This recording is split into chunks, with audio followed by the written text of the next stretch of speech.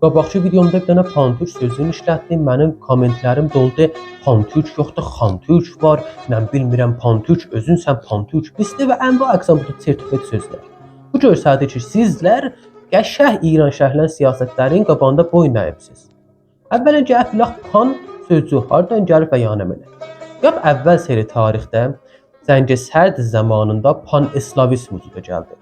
Ki, Şurəvinin qabağında İslaviçlərin ittihadına der vaqə işarə edir ki, İslamla gərək bir olur.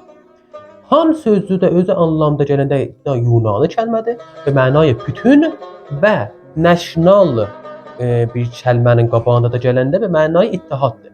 Yəni ittihad İslaviçlər işləndi. Şurəvi gördü, ittihad və hər hal ittihad cəsur mənayı ilə təciyə filan bəhman bu da sertifikat özündə bir əqaid apardı qabağa. Bundan müxalifətsizlik elədi. Bundan pan kəlməsini pislər. Dərhal ki, pan və mənayı ittihaddır. İttihad Quranın sözüdür. Kollən Quran bizi təşviq edir ki, pan-İslamist olaq. Yəni müsəlmanlar müttəhid olsun. Və vaxtı ki mən deyirəm pan-türk, yəni türklərin ittihadı. Əlavə bər Quran hər fərd, hər insanın zatı və fitri istəyir ki, müttəhid olar. O öz ideolojisinin adamları ilə. İndi pan-türk mənə türklərin ittihadıdır. Və nə tənha pisləri, bəlkə yaxşıdır. Necə ya pan-türk pis bir kəlmədir? Yox da yaxşı kəlmədir. Türklər gərək müttəhid olar. Tamam insanhay dünya pandılar.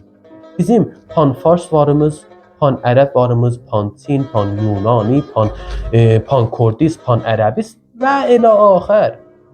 Və əslən pis dədər, əslən pis bir moriddə dər bu pan olmaq. Niyə pis cəlbə verilibdir? İran şəhərlər neçə dənə kəlməni istərlər öldürərlər. Biri pan-türk öldürməkdir ki, müvəffəq oldular.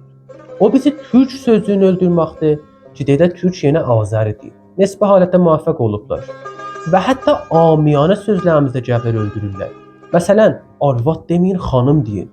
Buna cari bir videom olacaq. Bəli, bu da həmən o İran şəhərlərin siyasətlərindəndir. Liza, pan-türk sözü pisdir ki, heç bizə də yaxşıdır və fəqət türklərin dəri tamamı əqvam, tamamı dünyada pandılar və mən ki İraniyəm, mənə iki növ pan olmaq düz, aqilانه və məntiqi işdir. Bir, başda pan-İslamizm olmaq, yəni mən ayrı müsəlmanlarla gərək müttəhid olam. İkinci, öz qovmuma görə. İndi fassan, pan-fars gərək olasan. Ərəbsən, pan-ərəb gərək olasan. Türksən, pan-türk gərək olasan.